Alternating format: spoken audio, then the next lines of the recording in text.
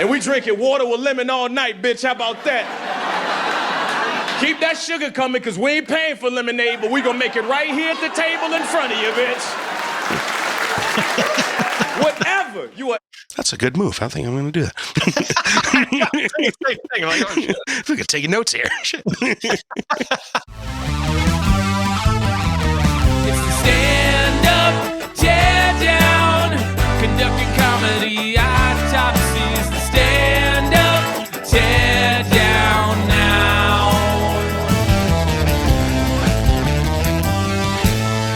Hello, all you crazy cats and kittens out there in pod person land. Welcome back to another episode of Stand-Up Teardown. I'm your host, Sean Fau, and joining me as always is my lovely assistant, Mr. Matthew Ballek. Oh, thank you. Assistant. I like that. It's good to be here. Good to be back.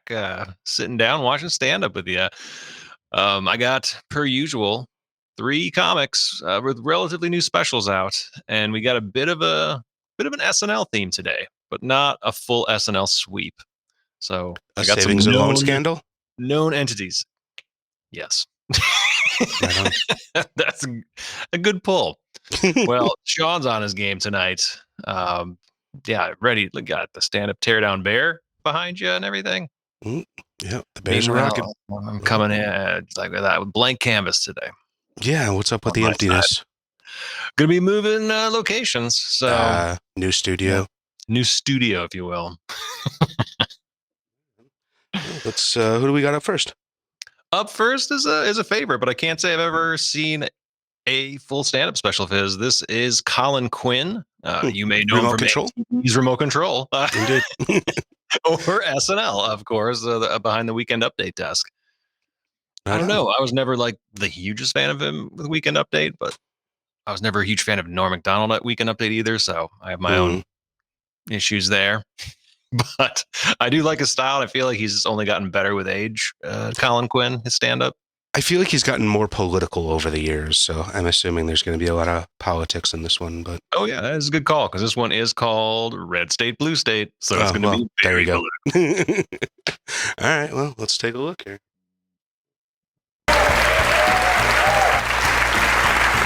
Oh, thanks, folks. Thanks. You seem like, Apparently no light. right, nice, reasonable people. Short time I've known you, you know. I mean, most people want the same things. Dallas, Omaha, Sacramento, New York. People everywhere want family, community, security. Lighting. So do you think he was late to the show, or is this like some sort of weird? I was like, we're walking through the crowd. Isn't this cool? Yeah, but What's going on with this? But like you said, with the lighting, it feels like it was unintentional or unprepared for, or like a last minute thing. I'm looking at top. It does say full stand-up comedy special, right? Okay. Well, all right, we'll check it out. I get these things after all these years. Maybe we need to take some time apart, separate, divorce, consciously uncouple. The founding fathers warned us it would come to this.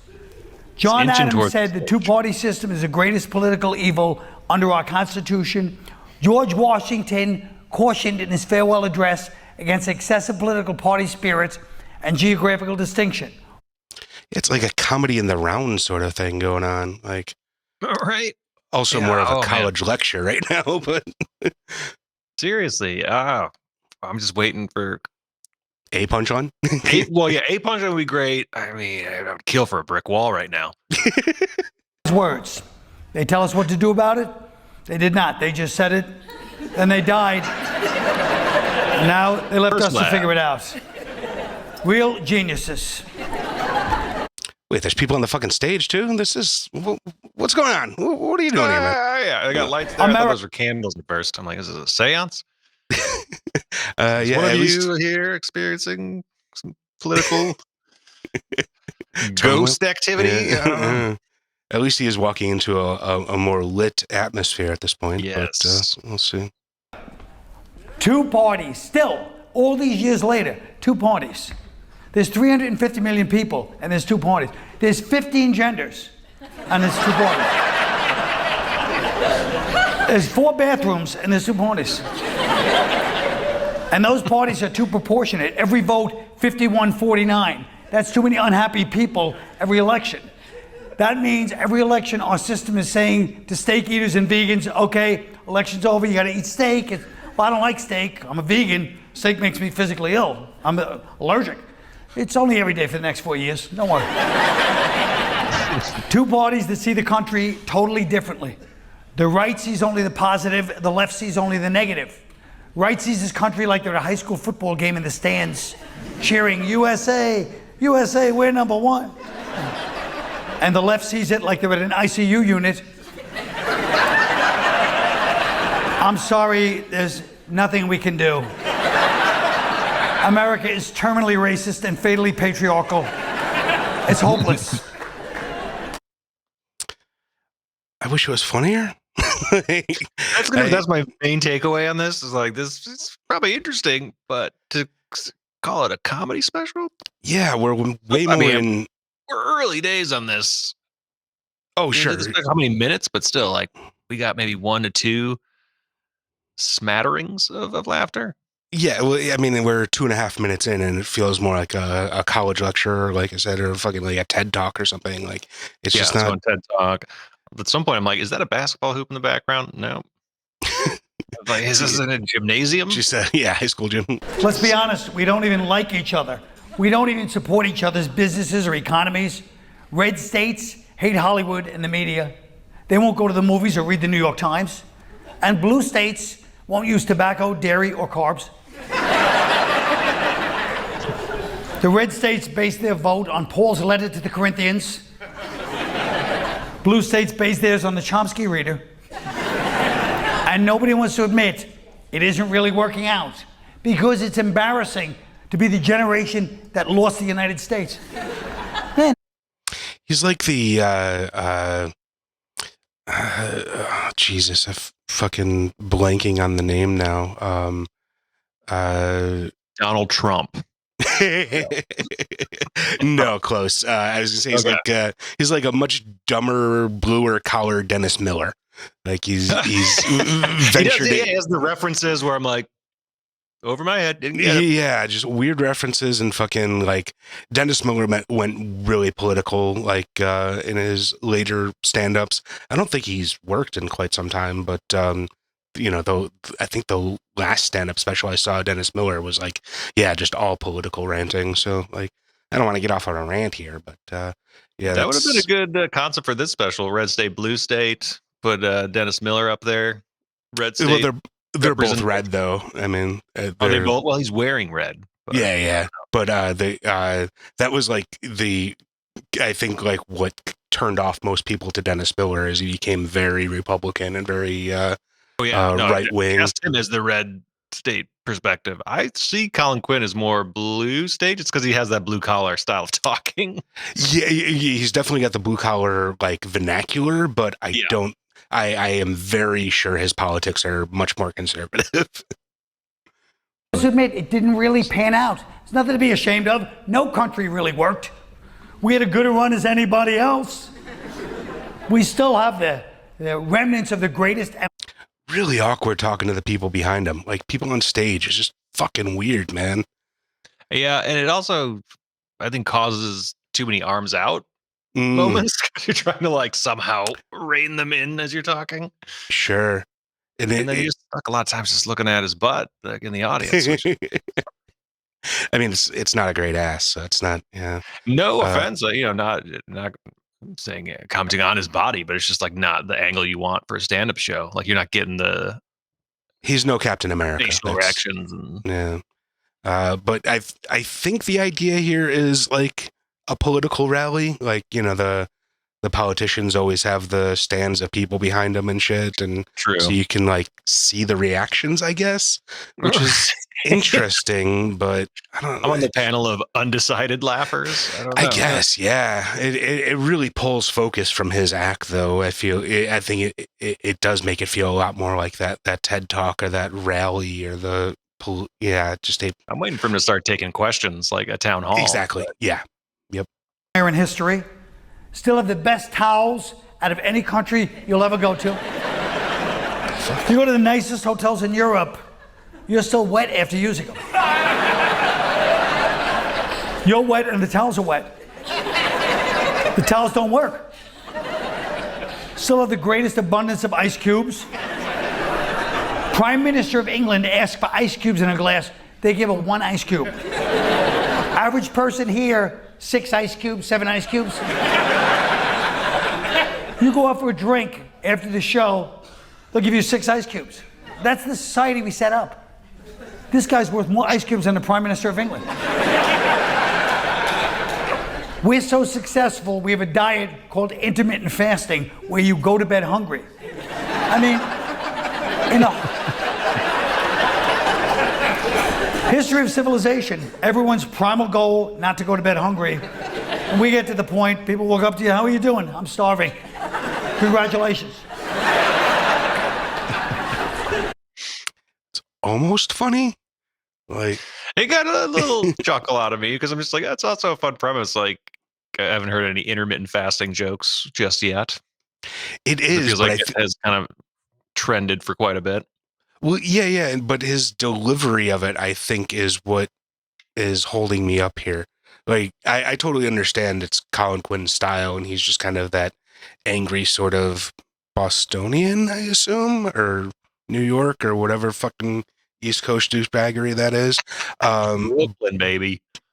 It's Brooklyn, is it? Mhm. Oh, okay, same difference. He was born in Brooklyn. I don't know if that's where he resides now, but Right on. It's all the same to me, that New York aggression sort of thing coming through, but the comedy isn't really coming through. Like, it's just, I don't know, it's all falling flat to me right now. yeah, it feels more educational than comedic right now. Absolutely. Like, I'm not like bored by it. I'm not like busting any guts, Oh, really. sure. Yeah. We're badass. If there's a world war right now, we have to worry about maybe 2 countries, China and Russia. Out of 190 countries, 2. Uruguay has to be nice to everybody.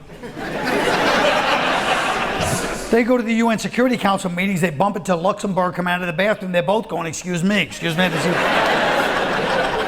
Meanwhile, our president can go, up yours. Everybody's like, oh, it's America, you know how they get, they're crazy. Because they know we can really hurt them. You know, other countries talk tough, but they can't get off the bar stool. So the problem is not out there, problem is in here. He's got drunk uncle energy. Like, drunk uncle at Thanksgiving pontificating sort of thing.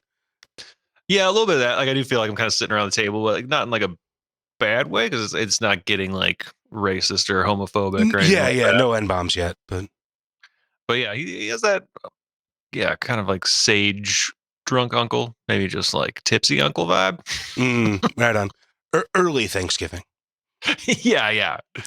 At the enemy, it is us. And now we're at risk of a civil war. And you don't want to see a civil war in this country. This country is not built for another civil war. It's going to be the first time in history that you see fat refugees.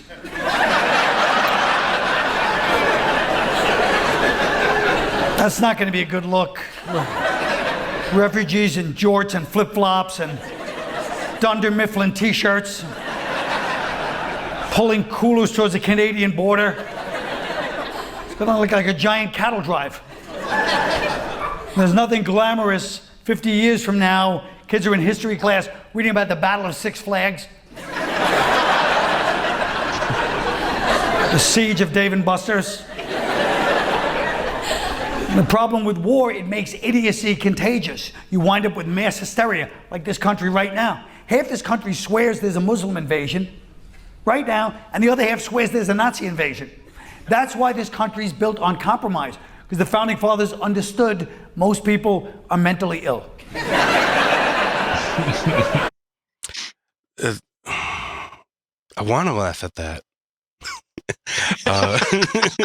I'm getting like hum laughs from me. It was like, yeah. I almost clapped her, but not really. Like, I agree with what you're saying.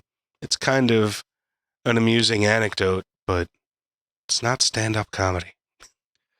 yeah, that's probably the best way to put it, because it's, there's no like added tags or punch to it so much, like maybe like the visual, like with the caravan thing, but even that wasn't enough of like a twist to like, you're just like, yeah, you're saying some truthful things, but like, where's the It's Where's the totally a joke? different tone, but yeah, it's almost like a Seinfeldian what's the deal with, and then like a random observation, but nothing. Yeah, what's the deal with this? It's a bad deal. Yeah, And then just exactly. that Yeah. And let's remember, war is more likely to start when extremists start to rise to the top, because extremists are who you want in charge during a war. You don't want moderate generals. Who needs a moderate general? You don't want a general giving that pre-battle speech. Okay, men, we're going to descend that hill and destroy that village. Remember something. Those people down there are basically just like us, deep down. It's a different culture. Now let's go kill them. And we're not going to be able to stop war once it starts. No one in history has figured out how to stop a war. Nobody's even figured out how to stop bar fights. How are we going to stop wars? And bars are the last place that should ever be a fight. Bars, the happiest place on earth. It's like Disneyland for adults. You're not at work anymore.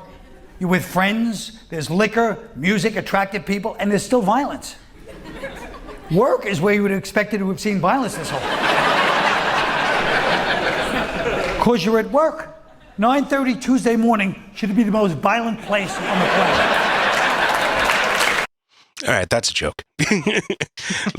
I'll accept that as his first official punchline. Maybe, yeah. I don't even know. I wasn't like laughing as much in the moment. I was just more like deconstructing him. Like, I think the answer is the alcohol for the Yeah, fight. exactly. Yeah, that's pretty So much where my I mind wasn't really was like the whole buying into time. the premise, and so it's like I get it's a funny concept that like, yeah, most people are happy, but it's like they're inebriated, and also people don't fight at work because they want to collect their paycheck. Well, plus there's tons of incidents of workplace violence, so that's not exactly holding true, but I get the premise at least.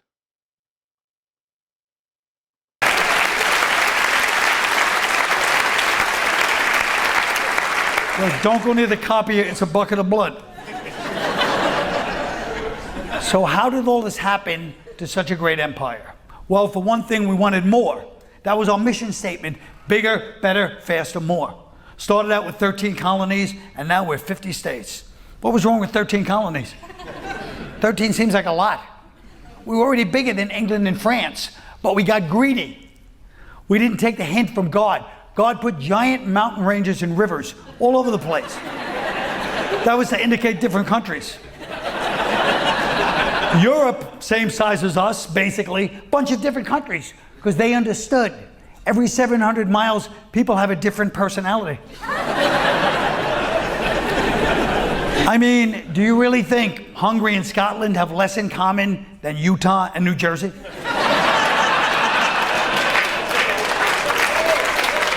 It's a fun one. Yeah, again, he's not wrong. It's just not funny.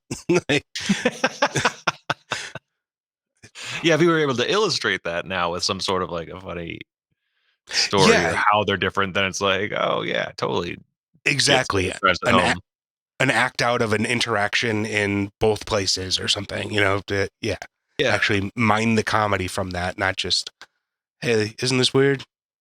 Yeah, it kind of makes you like you make it funny in your head. Exactly. Yeah. Yeah.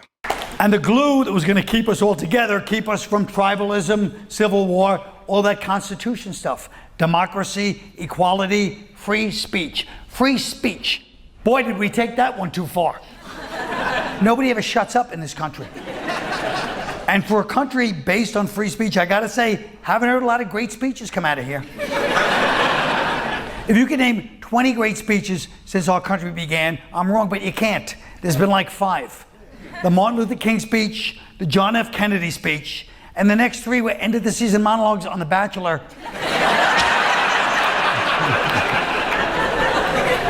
Where the guy gives the speech to the girl, he's like, with you, I feel like I can be me.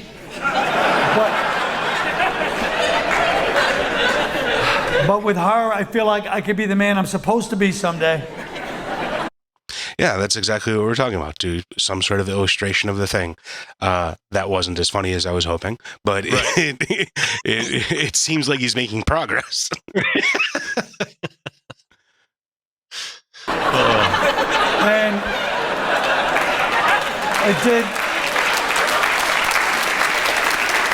The audience likes And it. I did put myself out there, and I do see myself with a wife and children and a family someday, and it would only be with you. But you're so perfect that scares me. And that's why I'm sending you home. And I'm giving the rose to her. Yeah, free speech did nothing but gave everybody an opinion, and social media ruined opinion. Because free speech was never meant to go electric. That was an acoustic art. So weird to turn your back to the majority of the audience.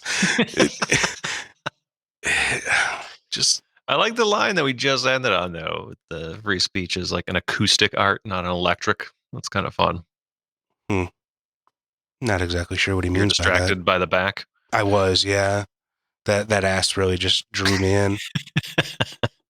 It was meant to be spoken on top of a tree stump in front of 7 other farmers, or maybe in a general store sitting outside on the porch in a rocking chair. If somebody told you, even 15 years ago, we have this idea where everybody's going to be able to give their innermost thoughts all day, every day, minute by minute updates to the entire planet, you would say, oh God, no, please don't do that.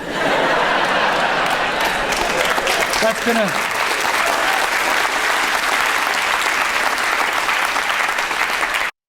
Again, he's not wrong, but it's, yeah. I don't know. I'm going to call it. That was a decent enough applause break to fucking move on from him. Yeah, I don't know. It's certainly, wouldn't log it. It's more like a podcast Yeah. vibe. Like I would Absolutely. listen to this as an audiobook, which I think is actually available on, if I'm not mistaken. This is something he's toured around with, I think. So yeah, it seems like educational, has some like more amusing than funny Yeah. moments to me. One-man show-ish. Yeah, and it's just the history of knowing, like seeing Colin Quin and liking his other work and his persona, like, yeah, it gets a lot of mileage off of that with me. But Yeah. yeah, really not like, From the well- amount of laughter, I have to assume the entire audience was already fans. I don't think anyone's showing up that was like, oh, who's this Colin Quin fella? right, yeah, because it's not like at a club and it's a taped special. So Yeah. all right, well, Yeah. let's move Who do we on got to next? our next comedian. We're staying in the SNL family for this one again. And this is, I believe, the sophomore stand-up special of Jay Pharoah, called Jared, which is actually his real first name. Yeah, I was just listening to him on Fly on the Wall. So let's Hey, first mention of Fly on the Wall. see. In a while, yeah. Yeah. Oh, shit. And we got no stand-up. Focus on. Now, when they first announced the motherfucking virus, you some of my bitches went to the grocery store, you know. We say like already just goes right into like an impression. So yeah, he Yeah. knows what side his bread's buttered on. Also, this is probably the best impression I've heard from him. On Fly on the Wall, I was very unimpressed with most of his impressions, but his Bernie is pretty accurate here, it seems. Oh yeah. The water, toilet paper, hand sanitizer, and you left the soap on the shelf. Dirty some of my bitch.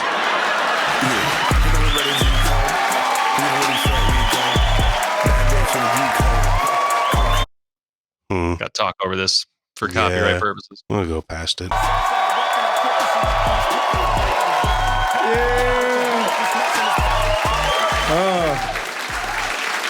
Oh man, give it up for this sexy ass suit.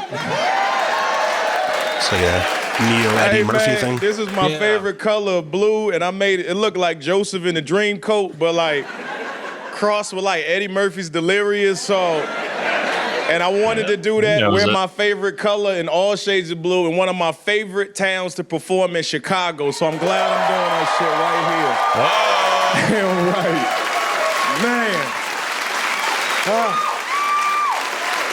And my message for everybody out there is to own your insecurity. Whatever you're insecure about, own it. And if you own it, people will rock with you because of that. We are all in this thing together. We are all messed up. And no matter how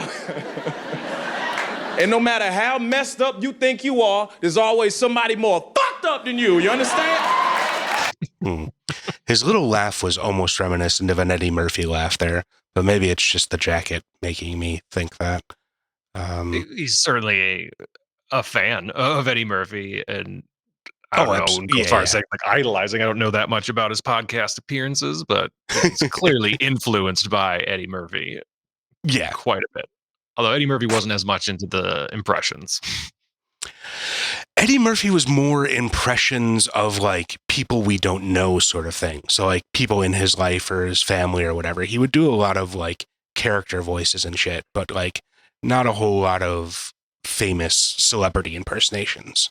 Yeah, he's not doing a Christopher Walken or something. I guess that's more character work than an impression, but it's still an impression. It's just people we don't know. Talk. Real talk. Some of y'all complaining. Somebody might have one baby arm like this, you know what I mean? And then your other arm fully functional, you complaining when there's somebody on this earth right now with two arms like this, and he look like a T-Rex, and he can't, at least you can wipe your ass and masturbate. He can't do that shit. Like, for real, I'm insecure about a couple of things. I'm insecure about my real name. My real name ain't J. Pharoah, silly gooses. Nah, look at the white people. Well, what is it? Well, actually, Scott, it's, hey, I don't even know if that's your name, dog. I don't even know. Is that your name? What's your name, bro? Mitchell. Mitchell?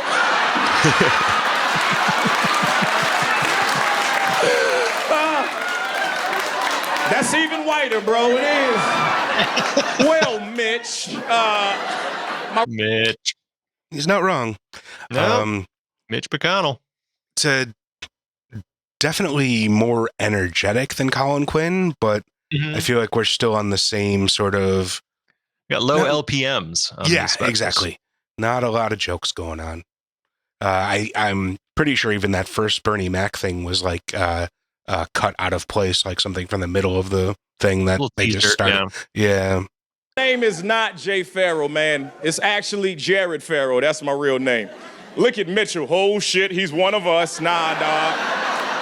Only on paper, Mitch. You think he stopped going by Jared after the Subway guy went to jail? I feel like he was already on SNL as Jay Pharoah while there were Subway commercials with Jared. I don't know if those overlapped. I don't even know when he was on SNL. Like, I don't remember him being in the cast, but there's a long stretch where I just didn't watch at all. So it was 2010 to 2016. Oh, right on. Yeah, that was post Subway incidents. Yeah. I show up in person, nigga, like, I had white privilege before I got on SNL, and I used to use that shit to my advantage, man. I ain't have no problem booking anything over the phone ever. With a name like Jared Pharoah, you get away with a lot of white shit, you know? I would call up restaurants. That was like a Chris Rock there. That was a Chris Rock, like, voice and face. Yeah. Sure. A reservation. I just call them up, tell them I was coming down, and they let me get away with it. I'd be like, hey, Jared's gonna be there at 8 o'clock. They'd be like, all right, see you at 8, Jared, yeah. And when I showed up, they get confused, like, wait a second, yeah, Jared? I'd be like, oh, you thought I was white. Side, too late, party at 10, ah! You didn't get catfish, you got blackfish, bitch, how about that? And we drinking water with lemon all night, bitch, how about that? Keep that sugar coming, because we ain't paying for lemonade, but we gonna make it right here at the table in front of you, bitch. Whatever. That's a good move. I think I'm gonna do that. If we could take notes here. Care about own it, man, for real. Like, yo, dog, okay, I'm 35 now. I can legally run the country now, y'all. Me. This, you know? Even though I would never do it, because I seen what happened to Barack's hair. He went from jet black to Cisco in 4 damn years, you know what I'm saying? It's like salt and pepper ain't worth that, you know? But I did, man, I messed up during the pandemic because I was insecure about getting older, so I accidentally dated a 21-year-old on purpose. She was still in college, she had me doing all the homework for her. She had me taking all her online exams. She ain't even got a degree in agricultural science. Bitch, I do. You know what I mean? We got in a fight over the dumbest thing. We got in a fight over Shark Week. Ain't that something stupid to get in a fight over? I said, baby, ain't it crazy how sharks don't have any bones in their body? They just have cartilage. She looked at me with all sincerity in Chicago and was like, cartilage? We just making up words now, huh, bruh? I said, oh, you just retarded. That's your goddamn problem. That's why they call it Gen Z, because don't nothing good come after Z. Ain't nothing after Z, nigga. The addressing the audience as Chicago, very Bernie Mac reminiscent. At least on the Bernie Mac show, when he'd do his sit downs, America, still like I like it. It's better than like you guys. No, I have no problem with that. It just feels like he doesn't have a voice of his own. Like everything is coming across to me, at least, as an amalgamation of many other comics that preceded him. But I'm not, maybe it's because he is such a impersonator. Yeah. Oh, I'm sorry? Impersonationist. Is that a thing? Okay. An impersonator? There we go. Yeah. No, that is the correct English term, I believe. That sounds criminal, though. That's weird. Impersonator? But yeah, it just feels like he is kind of just the sum of a bunch of other comedians and not necessarily his own comedian yet.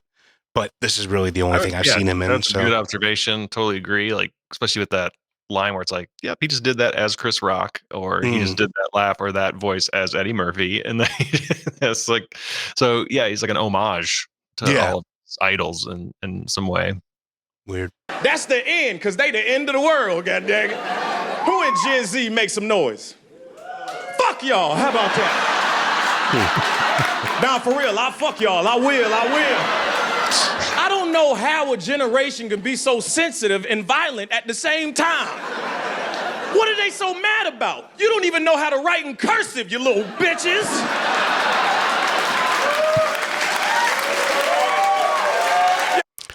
It's like boomer Facebook humor. Oh, yeah. Because all that cursive writing that needs to get done. Yeah. Outside of a signature, I don't think.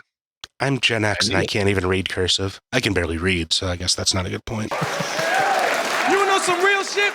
They don't even know how to tell time unless it's digital. That's real talk.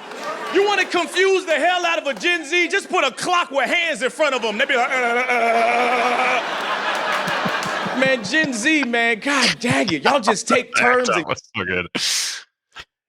You're not so good, but got me. Just the dumb face and noise.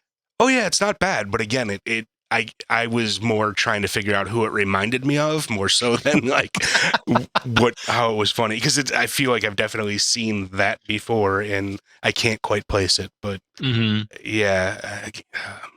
camouflage it, man. Wayne Brady just came out as a pansexual. He's a pansexual. I didn't know what a pansexual was, but Wayne Brady. Yeah, that makes sense. Who'd you think he was talking about? Tom Brady? I think so, yeah. What the fuck? Yeah, but no, I'm surprised Wayne Brady's not just gay. Cousin that's dating a pansexual. Yeah, pan includes. So I say, yo, Monty, what is a pansexual? She said, well, a pansexual means they date anybody, no matter what their sexual orientation is. You know, straight, gay, bisexual, transgender, whatever. I said, oh, so you saying that they sleep with everybody? She said, yeah. I said, well, we had a term for that when I was growing up, too. Whore, god dang it, that's what that is. You a freaking whore. You a whore, you a gluttonous whore, you are the hungry hippo of the LGBTQ community, and you need to save some marbles for the rest of the people. That's what you need to do. I would have liked that joke a lot better if he didn't laugh at himself in the middle. But, right? Yeah, it's just take a quick break in the middle of a joke so he could enjoy it himself. Yeah, just kind of ruined the flow. It was going good, and then if the audience was like already rolling into laughter with him, I could see that. Yeah, like, but I would allow it. But he was laughing at his punchline coming up. Like, yeah, it's true. He's anticipating, like, oh, this is gonna be good. This is gonna kill you guys. It just, man, I don't understand it, man. I don't understand it, man. Just call it for what it is. Y'all got the generation, y'all got the boldest generation ever. You can do whatever the hell you want to do. Whatever you want to be, you can be it. If you want to be a giraffe, you can be a giraffe. You just walk around all day like this and shit. Just walk around all day drinking from the water fountain like this. And your coworkers be like, yeah, well, that's Jeffrey. I guess he identifies as a giraffe now, you know. Even coming out the closet isn't as arduous as it was about 30 years ago for y'all. Y'all can come out the closet. You can airdrop out the closet, whatever you want to do. I do think there's an age limit to coming out the closet, though. Just me? Like, if I'm at my Thanksgiving, and my little cousin get up, and he a little, and he's like, guess what? I got an announcement to make. Again, Eddie Murphy. But if my grandfather gets up, he's like, guess what? I got an announcement to make. I'm gonna be like, you better take it to the grave, nigga. You are 80 years old. Sit your ass down, put them red bottoms down, come over here, cut this turkey so we can say grace and get to it, god dang it. It's crazy. Canceling too, man. Why was it so Y'all quiet cancel after shit. that? Gen Z be...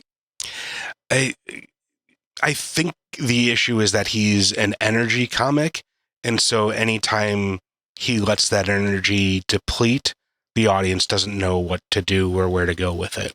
Like he's just got to he's got to freight train it through and just keep that energy going the entire time, because that's pretty much all he seems to have. Like, there's not a whole lot of craftsmanship to the jokes. There's not a whole lot of hard punchlines to hang your hat on and sit back and let the audience laugh or take it in or whatever. Like, I think it's just all about momentum and energy with him. For sure. Yeah, too many of the young people don't know how to do irrelevant things. Sure, yeah. Jokes. So I was like, okay. Unless there's a really fun angle on it, then yeah, at least it's stuff that works on Facebook or Twitter, but I don't think works in reality. Mm-hmm. Canceling people. Nobody canceled anybody from my generation and back. We didn't cancel people. We saw fucked up shit all the time, but we minded our fucking business, you know? You know what I'm saying? Y'all realize R. Kelly ain't go to jail till 2019? He got the laugh on his pronunciation of fucking. Yeah. It was kind of goofy sounding. So. It was goofy, yeah, I'll give him that. But that's, again, not jokes. There's no craftsmanship in that. Personality. That's all, energy, charisma, performance. But yeah, it's missing that quintessential element of well-crafted jokery. We knew he was fucked up, but we was like, it's the remix to Ignition, hot and fresh out the kitchen. We didn't care. We saw fucked up shit. We said, that's fucked up, but it ain't my business. Y'all motherfuckers be canceling people, man. You want to cancel something, motherfucker? Cancel student loans. How about that shit? You know what I'm saying? Either that or cancel my gym membership to Equinox. That bitch hard as hell to get out. What the hell do I need to get out of it? The contract of St. Briganza, the Dragon Balls? What do I need? Something that y'all have to deal with, Gen Z, that we did not have to deal with as terribly is getting bullied. Y'all get bullied like nobody's business. And I feel for y'all, because I got bullied when I was in school. I was picked on. Everybody say they cool with me now. They fucking weren't. At least we knew the bully when we got bullied. Y'all get bullied online. We knew the bully. We were like, oh shit, here come Tyrone. He gonna be tripping again, god dang. But I remember getting bullied, man. I remember the first time. Anybody here been bullied? Yeah, cool. If you ain't say nothing, you the bully and fuck you, okay? My first time getting bullied, man, my father used to walk me to the bus stop every day. Now, one particular day, he couldn't walk me because he was running a little late. He had just got out the shower. He had a towel on, no shirt. He said, I'm going to watch you walk from the porch to the bus stop. That's what I did. But I used to get bullied by this fat kid named Ryan. Yeah, Ryan was 6 years old, about 250. You know what I mean? He was a whole class of kindergartners, you understand? He pushed me so hard, my hat flew off my head. I fell to the ground, skinned my arm damn near to the bone. My dad saw all of that shit and immediately ran down the street. Now, he had his towel on at first, but somewhere between the porch and the bus stop, that shit just Soulja Boy you the fuck off, right? Now you got this butt naked, 5'10" black man running towards this 6-year-old. It was scary for Ryan, cause my dad was flapping all over the place, you know? When he was running, I swear for Lord, look, bro, don't break eye contact with me, okay? You keep, Jackie, you keep that eye contact. Well, I could have said Jet Li or somebody. I said Jackie Chan, bro, you... He was going good there and he lost it. Yeah, like what's he got happening distracted by someone in the audience or something, but like we were finally getting to a point where he was telling a personal story and that story was amusing and engaging and entertaining and even funny. And then he just totally like ADD'd off into fucking Nowhereville. It's all right. Look kind of like Jackie Chan. Oh, you, oh my God, you fuck a cutter. Like you look... Wait, hold up. Also a production note, fucking you can't have a whole string of jokes about how someone looks in the audience and not show the fucking audience. It doesn't translate at all. I gotta do this shit. Hey, yo, man, when the fuck we making this movie, man? When we doing this shit, man? When we doing it, man? Goddamn, man. Chris Tucker. Was that supposed to be Chris Tucker? Yeah, from what was it, Rush Hour with Jackie Chan? Yeah, he was like 2 octaves too low though. Chris Tucker is like, yeah, it didn't work. No, But we're not finished. Yeah, it's like we just totally derailed the story of his naked dad for a bad impression, assaulting a bully. Yeah, it's like now we've kind of like lost all steam on that story. I mean, we're gonna maybe get back to it, but. We taking Vegas odds on that? I'm gonna say no. I'm taking the under. Yeah, taking the under. Okay. Yeah, I don't think we're getting back to the story.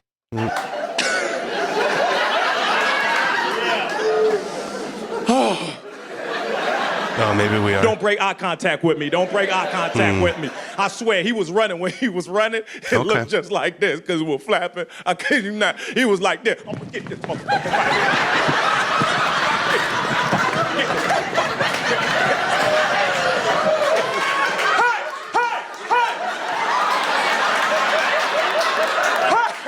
Look, every time he talked, it went up a little bit. I kid you not. Hey, if you ever touch my son again. I'm like, what's that? You gonna fuck him? What is that, you know? If you ever touch my son again, I'll kill you. And then he started talking to the rest of the kids, and that goes for you. Everybody knows that I'll fuck you up. I said, Daddy, forget about Ryan. That's a hell of a ventriloquist act right there. It is. Ryan never messed with me again. Again, good story, bad tag. Like, or just not a great ending to the story. Yeah, just... Wasn't the big finish like, he's kind of milking that act out with the microphone a bit much? Yeah. I mean, that worked. It needed a good closing line, and that wasn't it. Yeah, I think I got a bigger laugh out of like, what are you gonna do? Fuck him? Like that was at least got a good laugh. Yeah, that would have been a good closing to it, or at least a better closing. Yeah, and then getting to the aftermath of what he's doing now. But yeah, you mentioned earlier, and I thought it was a good point that like because the show is called Jared and it's his real name, like there was a bit of like not knowing his voice, so it was nice to have him come into like more personal stories about him being bullied and hearing more about who he is and stuff. Absolutely. So I thought that was a nice moves. I'm like, it makes more sense with the title and everything.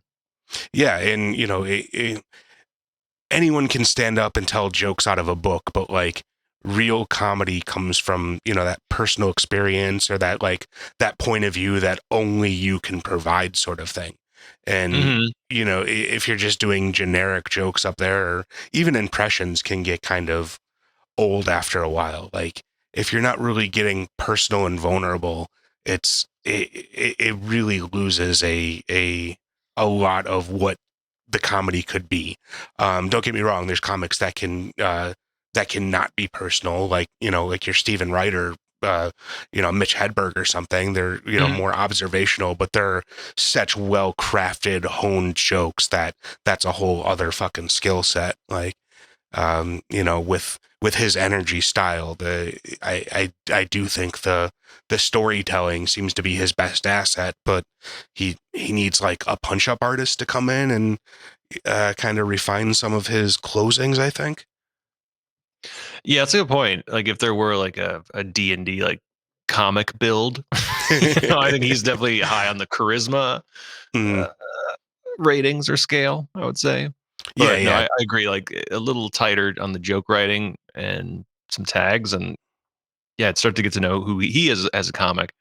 Yeah, and just to give him credit, like he's kind of known for his impressions, and he hasn't done a ton other than like the intro with Bernie Mac and then that random Chris Tucker. Yeah, which I'm not even sure if we're counting as an impression or just like the voice in his head of comedy past, Exactly. Either way it goes, but I'll give him another minute here since he's... Yes, he want another visit from the BBBDM. Big Bad Boogie Dick Man. He ain't want that shit. Thank you for playing along. You was a good sport. No, I'm going to call it there because Big Bad Boogie Dick Man does not work. It was just bad. Jesus. People like laughing at the acronym and it was like, oh, is it going to be something funny? And like, nah. Yeah, no, you dropped it. Like, yeah. It's a good setup, and he draws you in by like making you wonder what that is, and you're playing through a bunch of shit in your head, and that was the least funny one. Yeah, fuck it. Who do we got next? All right, up next, we're leaving the SNL show for a Canadian-born stand-up comedian, writer, and filmmaker known for his edgy humor and satirical take on social issues. This would be comedian Ryan Long. Never heard of him. Huh? You specifically, who are we going with? Also, if you could rank races from your favorite to least favorite, get some opinions on the books here. What age should kids transition at? That is information I need. There's a lot of weird combos because of all this stuff. Recently, I saw two super gay dudes holding hands with Trump hats on. That's a fun combo, right? Ideal situations, build the border wall, then put a glory hole in it. You're not getting in. A little something for the road. No, I don't think being gay is a choice. Being really gay, probably a bit of a choice, but I hope that's your choice. To wear the shirt that says, I'm a cum slave. You're not waking up every morning, why do I have to do this?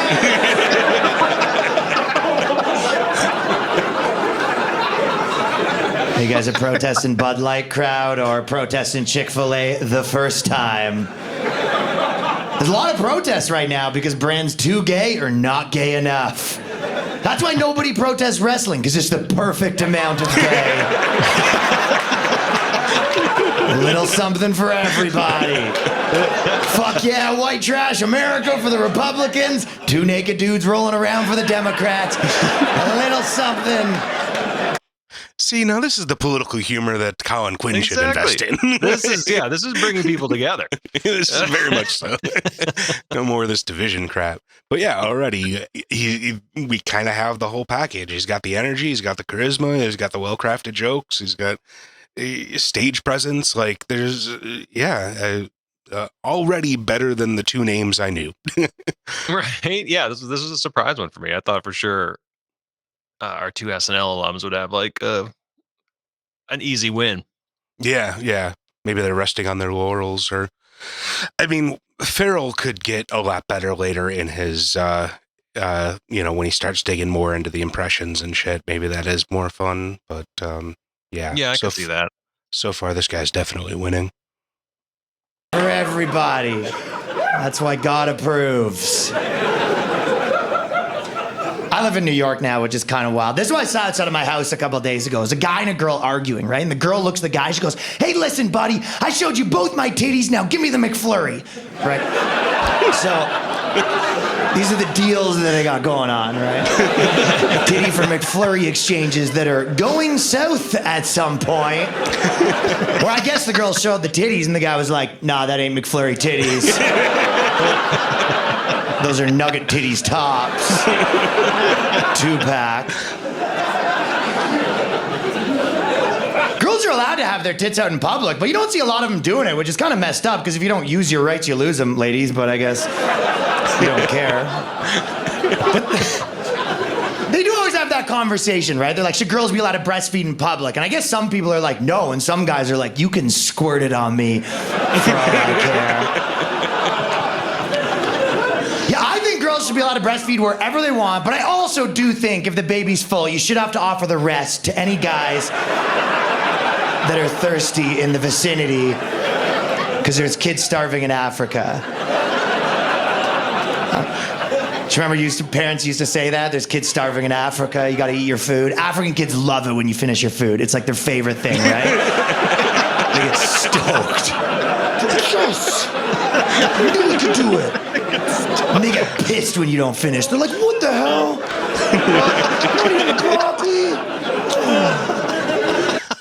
That's nice. That's a setup I've heard probably 1,000 times, but a payoff that is novel, at least. Exactly. Yeah, I never like flipped the script on that to be so good. Do you remember you used to have all those commercials for starving African kids? You don't see them anymore because we solved it by eating our vegetables, so congratulations. Yeah. No, it didn't help, but it kind of felt like it did a little bit, right? It's kind of like going up to a homeless guy and you're like, really good news, I'm using every room in my house. There was an empty room, but I put an office there in solidarity. There would be no waste in the Long household. But most guys aren't gonna look if a girl's breastfeeding. Sometimes they're making a bit of a show of it, though, right? No? Well, I don't know if you know, on YouTube, there's all these like tutorials for breastfeeding to help new mothers. 12 million views on these videos, right?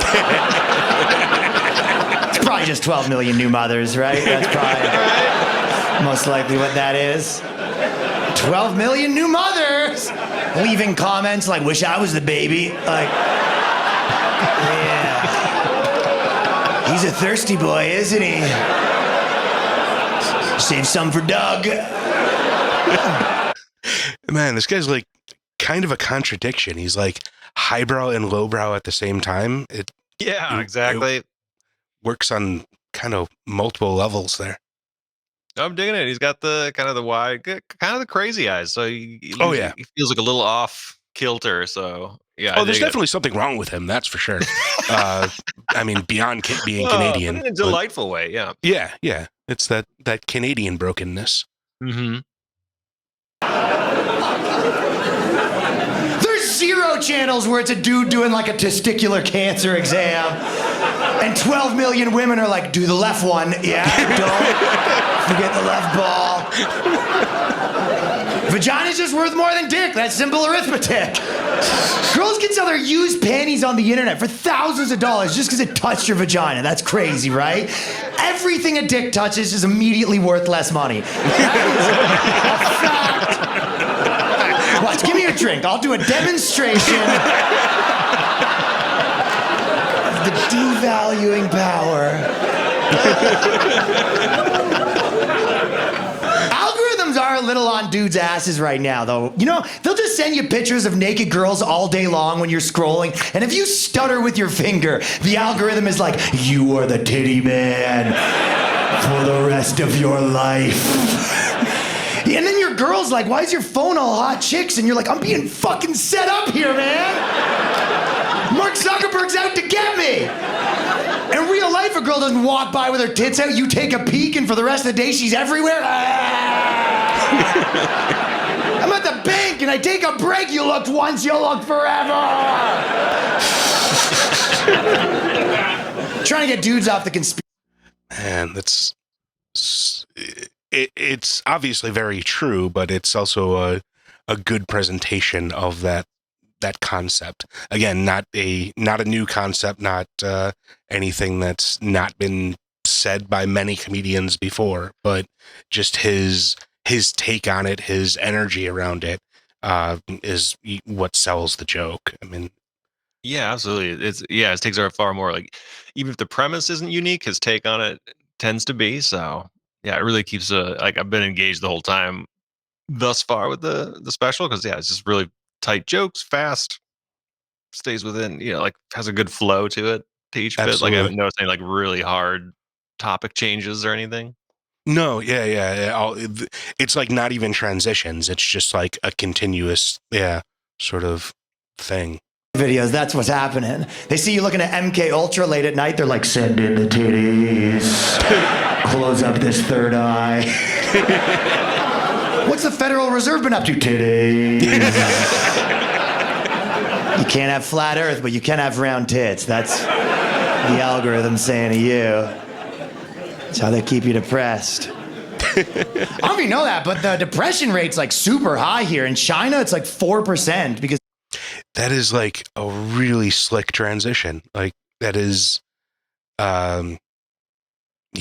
just it's like effortless almost going from fucking topic to topic there. You don't even notice that he's changed until he's like halfway through what he's saying. Yeah, it's so true. They're like hidden transitions, but yeah, so natural. Yeah. labor cures depression. They don't want you to know that, but no, it is high here though. I saw a commercial for a depression medication and the side effects were suicidal thoughts, so it's not a great product, you know. All right, what if it doesn't work? They're like, well, just say you won't be depressed one way or the other after you take it. We can have a side effect that's worse. That's like, oh, we have a medication for CTE and the side effects are you might beat your wife more. It's worse. That's like if you went to get the vaccine for COVID. Well, that's a bad example because that one's perfect, but potentially, oh God, now they're sending me titties again. This is what happens. Nice callback. Algorithms. So I was moving recently and we were looking up moving companies, but because Okay, that was his first like really abrupt transition, but Yeah, I'm still with noticed it. that as well. But Oh you- yeah, he's getting no deduction in points on that. Exactly, yeah. algorithm that kept showing us this one company that was like an all-girl moving company, like a shitty moving company, right? And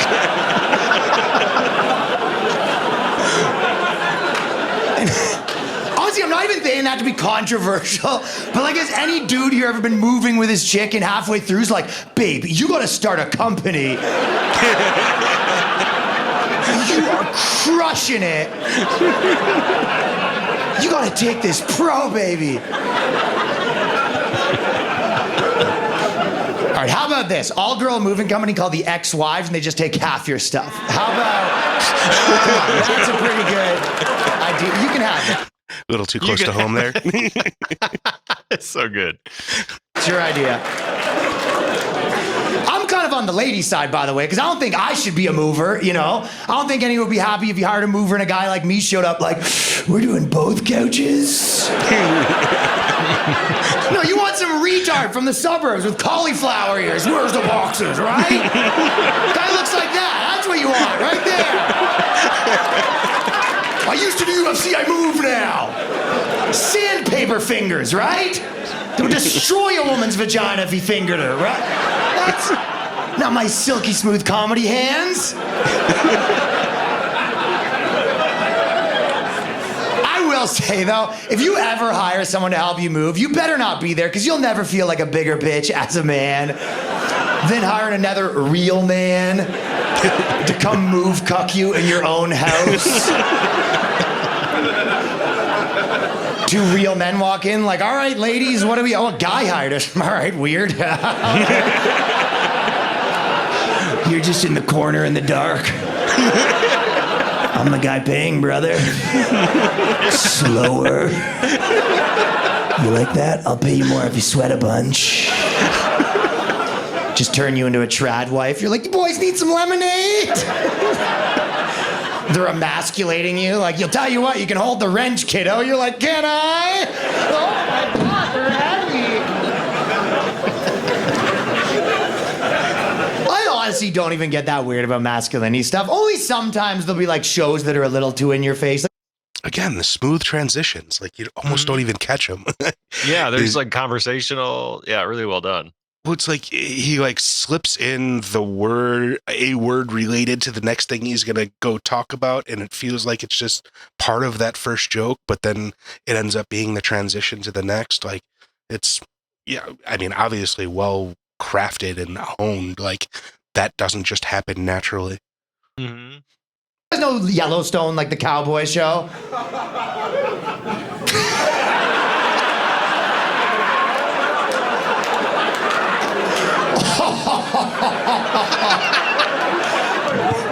Big Yellowstone fan? What's your thoughts on Yellowstone while we're on the subject? I like it. What do you think of it? Pretty good. I don't know. Not bad. It is a little in your face, though. Girls watching want to fuck cowboys a little too much. Which is fine if you're a cowboy, not so fine if you're a comedian in New York. You know what I mean? The guy on the screen will just be like, a man who can't ride a horse is not even a man at all. And I'm on my bed in Manhattan like, what the fuck? I'm a man. Bullshit. You ladies sitting in your bed with a man who can't even protect you on 14th Avenue. Oh, you're like, that one's about me. That feels... I can protect you. Then I hear something at the door and I'm like, oh, Jesus Christ. I find myself being defensive. I'll be like, I mean, some people have said that comedians are the cowboys of the internet. So, hey, remember that joke I made that was offensive to Indians? Bit of a cowboy move, right? Little bit of cowboy behavior there. So maybe that, and then a few months ago, my girl asked me to open a jar and I couldn't, so I don't know if you ever not been able to open a jar. All right, you'll just... Ladies and gentlemen, we have David Goggins in the audience tonight. He just laughed at me like, I do 2 jars at once, pussy. Pickles for everybody. Just looks at the pickles, they jump out, they know what's up. Well, it's not ideal, so that's better, because your chick's like, can you open this jar? And you're like, yeah, obviously. Then you watch her pussy dry up as you're like, is it like a prank jar? A prank situation? And then because girls are nice, she goes, well, why don't we ask the neighbor to open it? I go, I mean, if you want me to kill myself, ask the neighbor? Are you out of your mind walking over? Ding dong, we heard there's a strong man that lives here. You fucked? The only thing I could do is go over and be like, yo, could you open this jar? Yeah, me too, just checking, boys. Go back home. He wasn't home, took it down on the way over. That's what I do.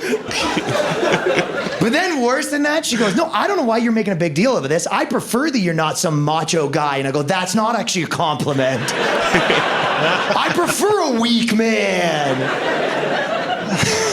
That's a compliment, like your girl saying, oh no, I actually prefer yours because the big ones hurt too much.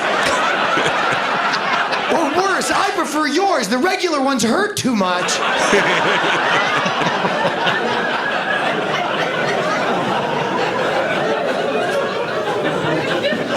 Maybe dudes need, you know how girls have positivity on the internet where it'll be like, every girl's beautiful. It'll be like a girl under a bridge, like, even me.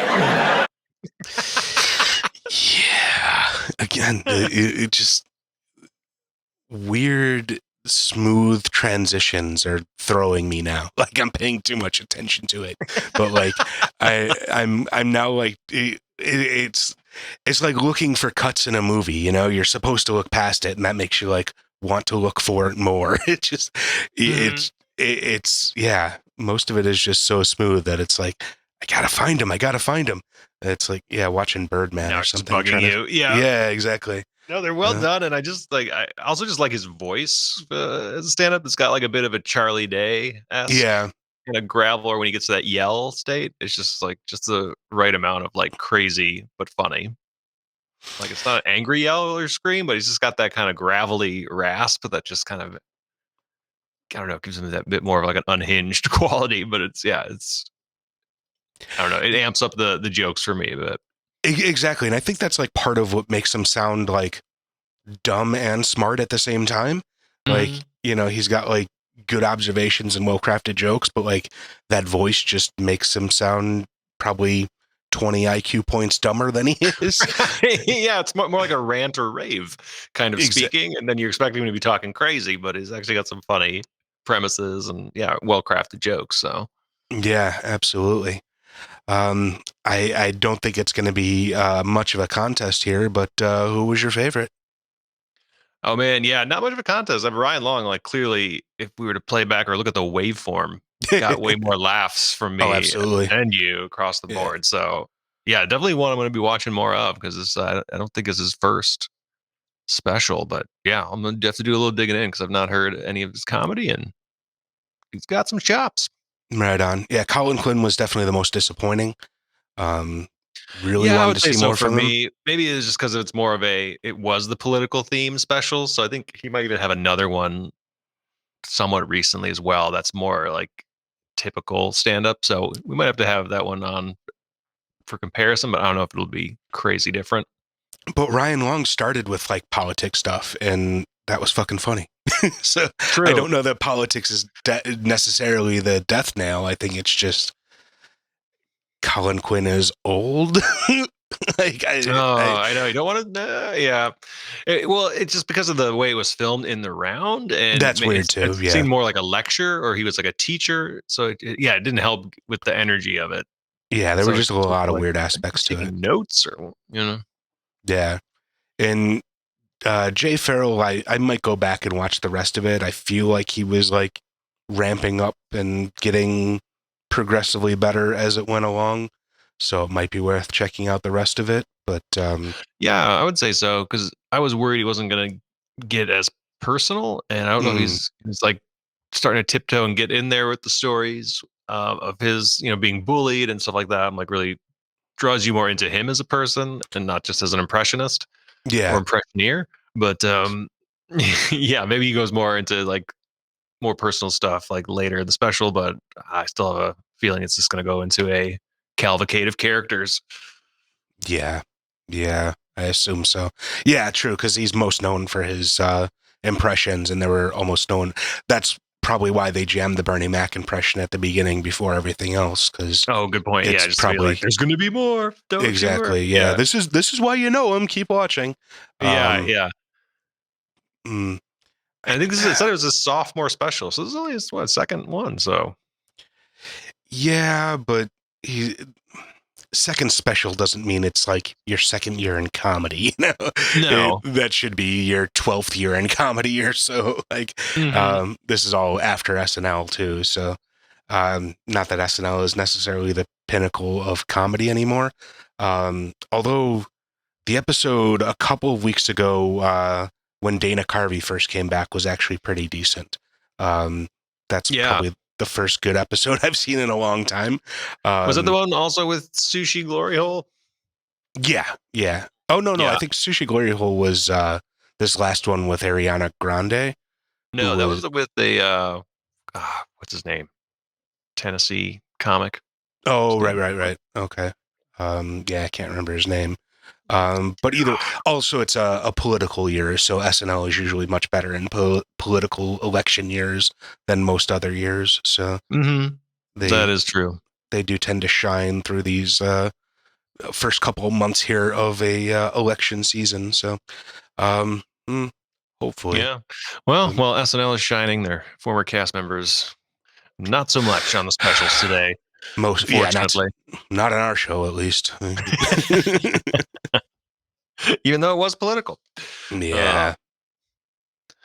All right. Well, those are our 3 comics for today. Definitely would like to hear any other comics or specials that should be on our radar. To definitely leave them in the comments or let us know.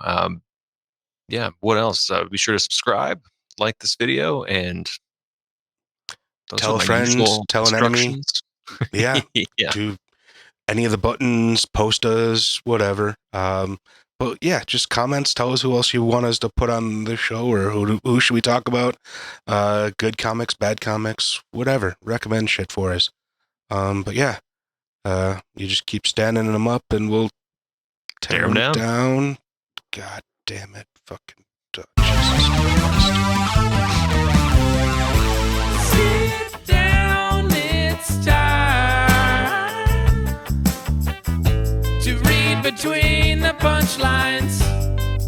Ooh. They set 'em up, we knock 'em down. Why heckle at the show when you can heckle from the comfort of your own home? It's the Stand-Up Teardown, conducting comedy autopsies. The Stand-Up Teardown now. You won't be killed. Bit by bit, beat by beat, set a punch, repeat. They set 'em up, we knock 'em down. 2-drink minimum, it's the Stand-Up Teardown, conducting comedy autopsies. The Stand-Up Teardown, yeah, it's the Stand-Up Teardown, punching up, down, left, right, line by line. It's the Stand-Up Teardown.